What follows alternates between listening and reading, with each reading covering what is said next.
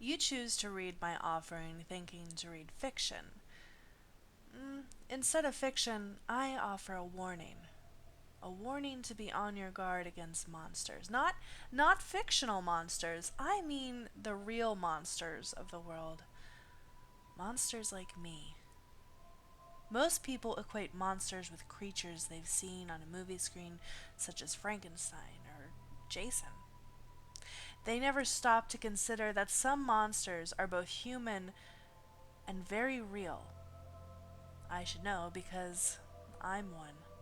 I'm a very real monster. There is nothing supernatural about me. I just have a black heart and blacker soul. The pain and anguish of other people delight me. You think I'm kidding? Let me tell you my story. My name is Frank Curry, and ever since childhood, I noticed that whenever I saw someone crying or afraid, I found it funny. Whenever I caused it, such as beating someone up or getting an innocent person in trouble, it was like a drug. I actually got a mental and physical high from other people's pain.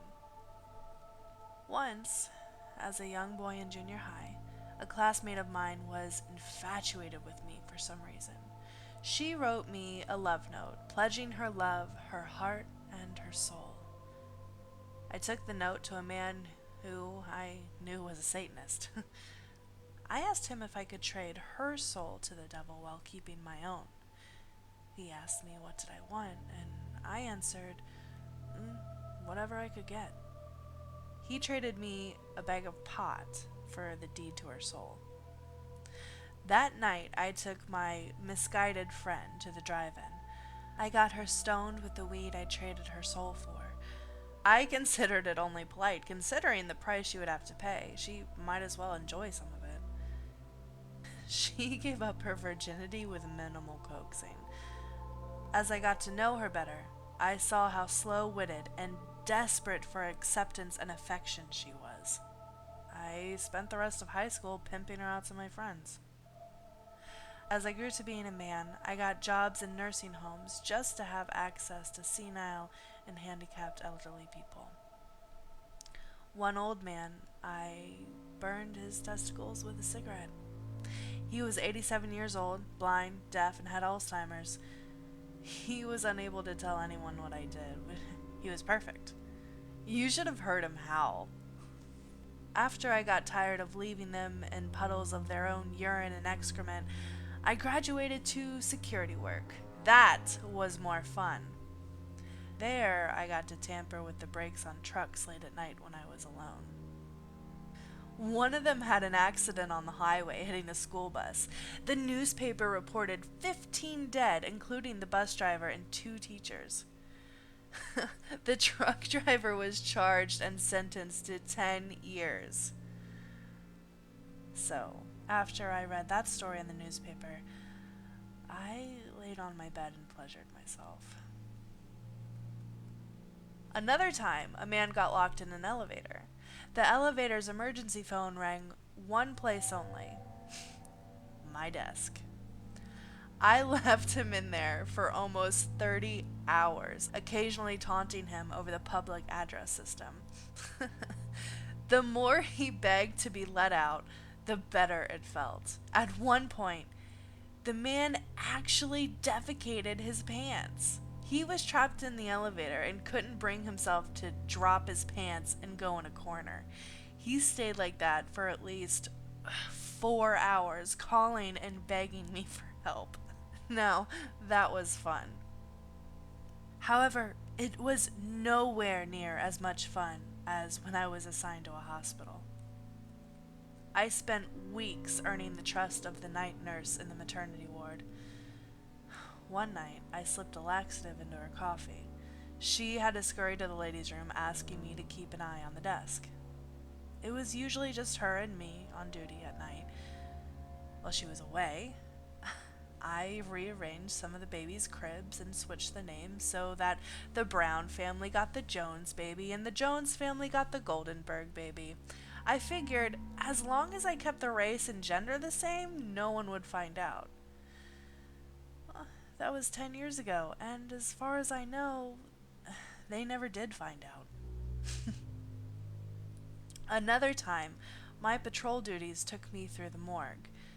There were 3 deceased people there. Not my fault, unfortunately. I rearranged the toe tags and gurneys, so the wrong body went to the wrong funeral parlor. So far, my body count stands at 18 dead and 4 crippled. None of it can be traced back to me. By day, I seem like a very nice man. Nobody knows the depth of my depravity. Usually, I never hurt the people I know, just strangers. Have you ever had something mysteriously go wrong in your life? It just might have been me. I've taken the names and pictures of people that I knew had mental or emotional problems and posted them on pedophile websites just to watch them hauled off by the police in front of neighbors and coworkers. No one is safe from me. Few people can appreciate the fun in leaving liquor baskets in front of the doors of recovering alcoholics or stealing someone's cat and donating it to a Chinese restaurant and then anonymously sending them a gift certificate to the restaurant in the mail. I truly have no scruples. I've never regretted a damn thing I've ever done. People's lives are playthings to me. I did my best work as a phone psychic. There, simple-minded, gullible people would call, seeking guidance, my guidance. One young girl called to ask how many kids she would have in her life. She brightened at the idea of a large family when I told her she would have 5 kids in her lifetime, but became upset when I told her they would be by 3 different fathers. She hung up crying. Another time I got a call from a distraught man crying and lamenting the problems in his life, which were quite trivial, actually. I told him he had no hope left. His only option was to stick a gun in his mouth and blow out his brains. I actually got to hear the gun go off. Fortunately for me, he hadn't hung up. The line was still open. I was able to let the call go on for the maximum the system allowed. I not only got to hear him blow his brains out, I got paid for it as well. I understand that nobody will believe this, but I had a near-death experience once. I went to hell and felt very happy there. It was almost like coming home. Except, the devil kicked me out of hell. He claimed I frightened the staff, but I suspect he was afraid I'd try to take over. You might think people like me don't exist, that no one could do these things and live with him or herself. You're wrong. Consider the atrocities performed by the Nazi and Japanese soldiers during World War II, or serial killers like the BTK killer or Jeffrey Dahmer. My work is more subtle and will not connect to me. I do my work behind the scenes. I leave no evidence or allow any witnesses, usually. Usually, I limit my fun to opportunities that come my way. However, one poor fellow made the mistake of incurring my anger. He made fun of my height and fat belly.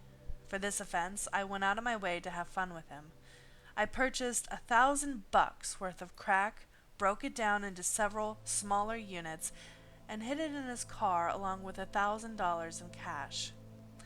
I paid a crackhead I knew $1,000 to swear to the police and courts that the man sold him crack on a regular basis. The man was arrested at work and taken away in handcuffs in front of his coworkers. After his conviction, I waited 3 months, then sent him a gift subscription to every gay-oriented magazine I could find so that all this material would arrive in the mail at his cell. I had no way to check on his status. All I could do in this case was use my imagination.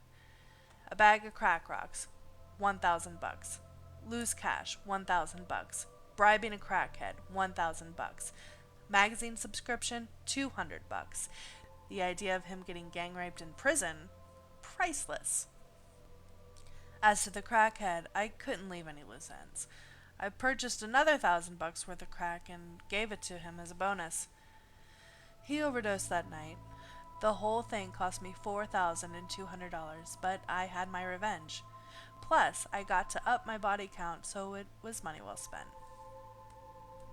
When I got tired of getting people fired or jailed or maimed by equipment that had mysteriously malfunctioned, I decided to apply my talents to the food industry. Now, there I had lots of fun. The catering company I worked for had a contract for a local company's annual barbecue. I cut a small plug out of the watermelon, drained a whole quart of vodka into it, and then replaced the plug. Then, I mixed a good amount of LSD into the barbecue sauce and put it on the food. You should have seen the fun when the picnic games began. Not only the clumsiness, but also the fights. At least 4 people that had seconds on that barbecue chicken and watermelon had psychotic episodes. The best time I had with that job was servicing the coffee makers. My job was to wash and sterilize the coffee pots before they were sent out to the clients. One busy day when no one was looking, I took a pot brush and washed the toilet with it, then cleaned at least 10 pots with the same brush before I had to trade it in for a clean one. Over the next week, the papers all talked about a rash of poisonings going on all over the city. The police had no suspects, but were conducting an investigation. Unfortunately, I had no way to tally how many people got sick, but the newspapers were fun to read. One day, as I went for a walk on a local pier to watch the ocean and contemplate new ways to have fun, I saw an old man fishing from the pier fall into the ocean.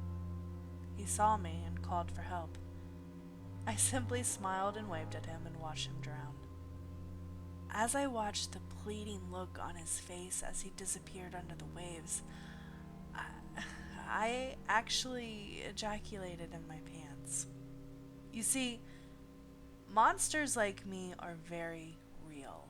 We walk among you and sit next to you on the bus or in the movie theaters. We smile and make small talk, all the while thinking of ways to fuck you up.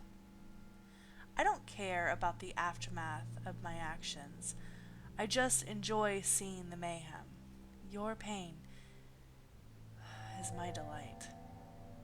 Anyone can cause a problem, but the true artist like myself does it leaving no trace behind, nothing to indicate anyone's involvement.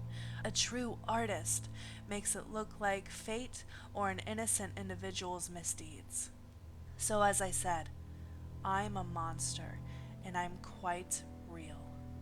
I'm not alone in the world. I've met others like myself. For some reason I can't explain, one monster always knows another. I once met a woman that delighted in spreading sex diseases. She would target either young men without a girlfriend or newlywed men. She would seduce them, giving them permanent diseases to affect the rest of their lives, or to take home and spread it to their wives. Beware of me. Be looking over your shoulder for me, and be always on your guard, because you just might be my next adventure.